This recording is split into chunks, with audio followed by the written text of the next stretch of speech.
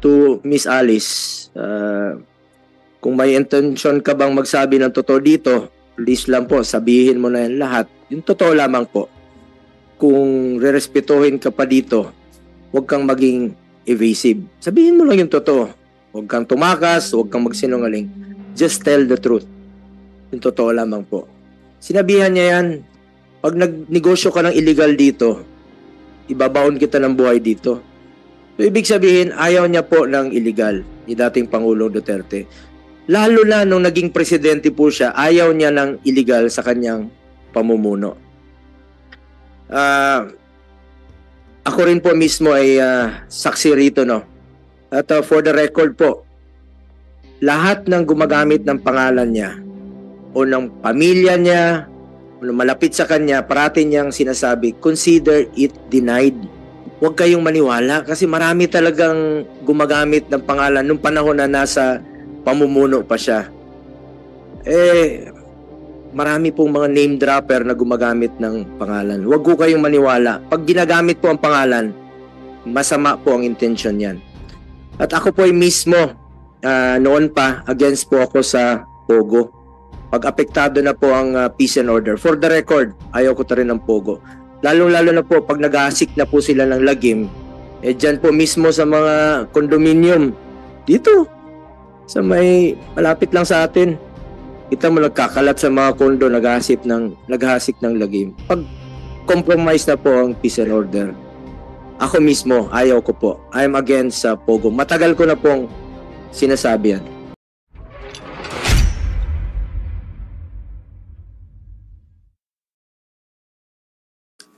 Madam Chair, I want to yield my...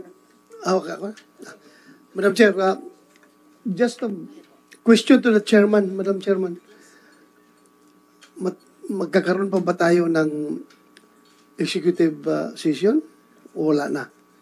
Meron pa ba tayong gustong malaman galing sa kanya na i-share niya during executive session o... Tama naman kayo, Senator Roy, may gusto pa tayong malaman. Pero kanina there were serious concerns and objections dun sa motion po natin na mag-executive session.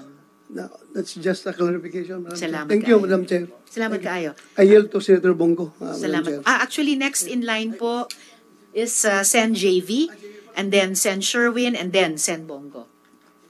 Salamat kaayo. Thank you, Madam Chair. Anyway, take advantage na rin po ako nandito si Alice, no? Kasi po, base sa iyong mga salaysay, nakikinig ako sa mga hearings mula noon, ang iyong salaysay talagang lumaki ka sa Tarlac, tama ba? Lumaki sa farm, di ba? Yan ang iyong, tama ba? Yung istorya mo, pwede mong pakiconfirm lang. Yes po, Sen. Kasi kung talagang lumaki ka, Madam Chair, kung lumaki ka talaga sa probinsya, bawa sa Tarlac, ang tawagan, ang ano doon, lumaki ka sa bukid. No, bihirang gumagamit ng farm doon.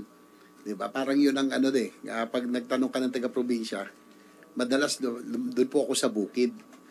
So, bakit po ganun? At saka ang sabi rin kanina ay meron ka rin, may ebidensya rin na nag-aral kayo dito sa Grace Christian.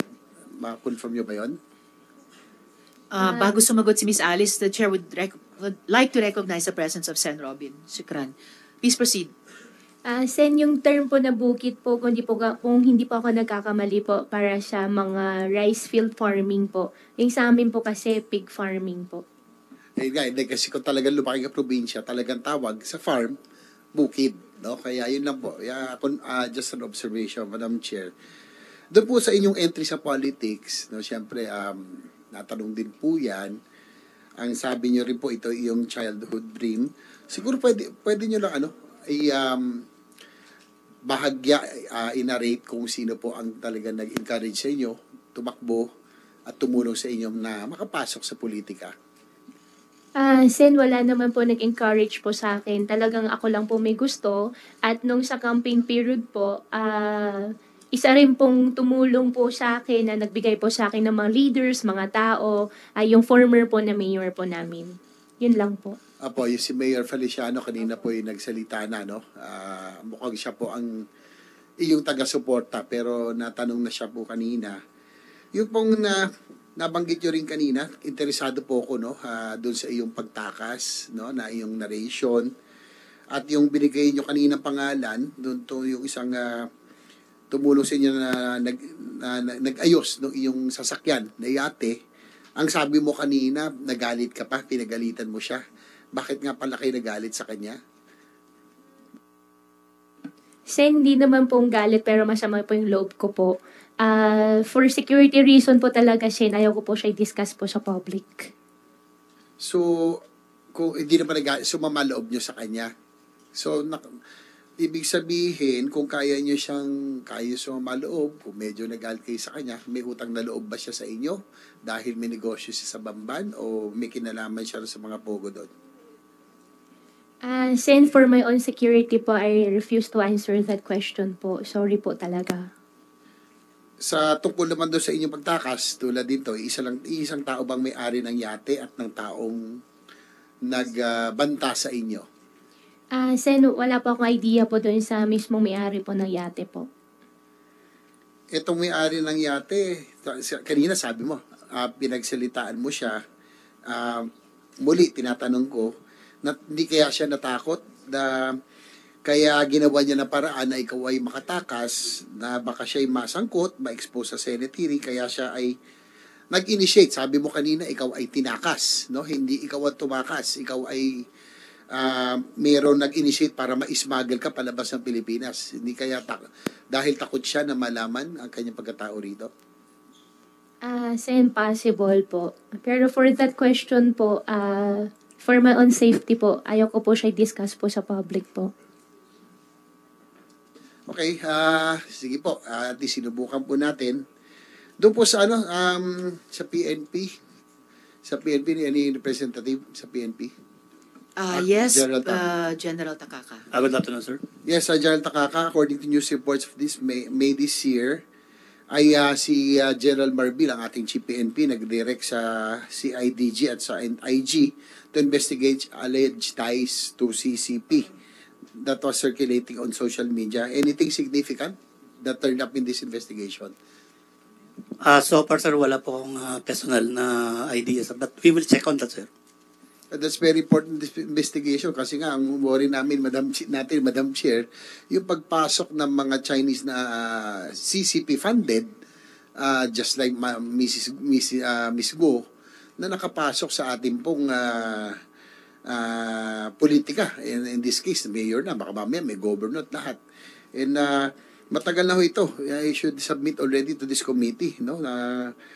Baka yung anything that has come, anything significant for this investigation? Yes, Honor. I will check the updates of that investigation, Your Honor. Doon naman po sa kanyang claim na meron pong death threats, no? Were you able to substantiate these claims, no? Sabi po niya kay SILG at kay Chief PNP na may death threats. Meron na bang any initial reports that would substantiate yung itong claim na meron pong death threat si Miss Go?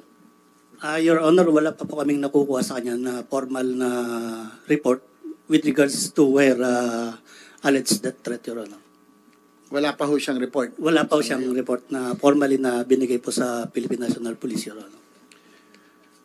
Yung po, siguro can ask DOJ also, based on the news report, sabi ni Assistant Secretary Mico Clavano, that the DOJ is doing its best to complete the investigation. Siguro si Yusek Nicolas T. Any preliminary already result of the investigation? Kasi po yung storya po nila Sheila at Alice Go, yung pong they went to Sabah or Malaysia by boat, ay narinig ko rin na si DOJ Secretary does not agree with it. So, would you confirm this na hindi po sila, na iba po ang theory ng DOJ dito, the NBI? We confirm, Madam Chair, that the Secretary of Justice doesn't believe the story that the Guo siblings went through the very dangerous and inconvenient route of a lot of boats in waters that are very dangerous, pero kami naman, bukas kami sa lahat ng posibilidad. Tuloy pa rin ang pagsisiyasat kung paano nakalabas ng totoo ang mga Guo siblings at ilalabas namin yan sa tamang panahon. So, ongoing pa ho yung investigation. And ang natin dito, what we really are interested in, Madam Chair, is yung siguro those who aided Ms. Go, especially those in the government agencies. So, ang DOJ medyo skeptical doon sa boat story. Ang PAOK naman, na siguro dito na si Jose Gilbert Cruz, ano po ang initial investigation nyo? Either southern backdoor o yung by meron ba kayong ano na possible na ito by private plane or through yung do you confirm yung story din? Do you ano any sige si Jose Gilbert na lang. Jose Cruz. Yes, Madam Chair. We have some information, but sir, we need some confirmation pa rin, sir. So we will just coordinate with the DOJ, sir, for the confirmation. Okay. Yun doon sa Madam Chair, siguro last na po itong ano no, siguro kasi sa DOJ. I came across a news article this morning regarding the possibility of Alice Go as state witness. It is possible if it leads to Pogo Mastermind, no? And I do believe, Madam Chair, also na si Miss Alice Go is just a pawn, no, of a web of international syndicate. Ano po ang magiging qualification Yusek Nicolas T, for her to become a state witness if given the chance, kung sasabihin ba niya yung mga talagang big bosses, international big bosses ng this triad or this syndicate? So does that qualify her to become a state witness? Your Honor, sa ngayon wala po talagang kahit anong usapin na maging state witness si Alice Guo. Sa witness protection law natin, madaming requirements bago maging state witness. Isa na doon hindi siya ang most guilty. Tapos bukod doon kailangan makabuluhan yung sinasabi niya, magagamit sa kaso, mako-corroborate ng ibang mga witness. Tapos dadaan to sa mahaba-habang proseso, kailangan muna siya ma-charge sa korte, tapos kailangan makonbinsi kami na ihiling sa korte na i-discharge siya for state witness at kailangan may pahintulot din ng korte. So hindi po basta-basta ito at sa ngayon, klaro po, wala pong ganung usapin. Thank you, Yusek Nicolas Cabral. Alice, no? Alam kong sinasabi mong natatakot ka sa iyong safety, pero siguro narinig mo naman na kung sakasakaling ituturo mo kung sino yung talagang mga nasa likuran nitong mga krimen, nitong sindikato na nagpapatakbo nito, ay malaki maitutulong mo kung talagang may pagmamalasakit ka, talagang sinasabi dito ka pinanganak, ay malaki maitutulong mo, especially in this committee kung sasabihin mo. So naisip mo ba pwede mong sabihin kung sino nasa likuran nitong mga krimen na ito? I mean, nitong mga pag-setup nitong mga syndicate nitong mga pogo na ito? Ms. Alice. Sen, I refuse to answer for that question po sa aking security po. Sorry po talaga. Okay, Madam Chair, thank you. That's all for me. But before I end, I just want to give you this executive order from Mayor Kalugay na siguro tayo niya ng reason nag-issue ng EO para po assigning an acting mayor. No, so I think he will be very vital in our succeeding hearings, Your Honor. Madam Chair, thank you. Sinabihan niya yan, pag nagnegosyo ka ng illegal dito, ibabaon kita ng buhay dito. So, ibig sabihin, ayaw niya po ng illegal ni dating Pangulong Duterte. Lalo na nung naging presidente po siya, ayaw niya ng illegal sa kanyang pamumuno.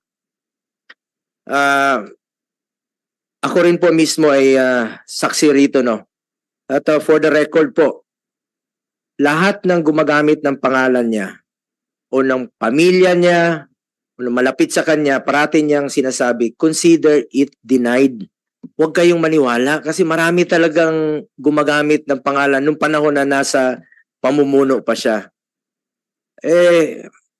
Marami pong mga name dropper na gumagamit ng pangalan. Huwag ko kayong maniwala. Pag ginagamit po ang pangalan, masama po ang intensyon yan. At ako po ay mismo, noon pa, against po ako sa Pogo. Pag apektado na po ang peace and order. For the record, ayaw ko ta rin ng Pogo. Lalo-lalo na po pag nag-aasik na po sila ng lagim, dyan po mismo sa mga condominium, dito, sa may malapit lang sa atin. Kita mo nagkakalat sa mga kondo, naghahasik ng lagim. Pag compromise na po ang peace and order, ako mismo, ayaw ko po. I'm against sa Pogo. Matagal ko na pong sinasabi yan. At lastly, to Miss Alice, kung may intention ka bang magsabi ng totoo dito, please lang po, sabihin mo na yan lahat. Yung totoo lamang po. Kung rerespetuhin ka pa dito, huwag kang maging evasive. Sabihin mo lang yung totoo. Huwag kang tumakas, huwag kang magsinungaling. Just tell the truth. Yung totoo lamang po. Salamat, Madam Chair. Salamat kaayo, Sen Bong. So before we suspend this hearing, one quick question, quick initial answer sana mula sa PAOK kay Yusek Cruz. You just raided a Pogo in Cebu. Tama po ba na you established links also to the Pogos in Bamban and Porac na parehong linked kay Alice Guo, Yusek? Yes, ma'am. Thank you so much. We will ask you more questions, details about that sa susunod na pagdinig.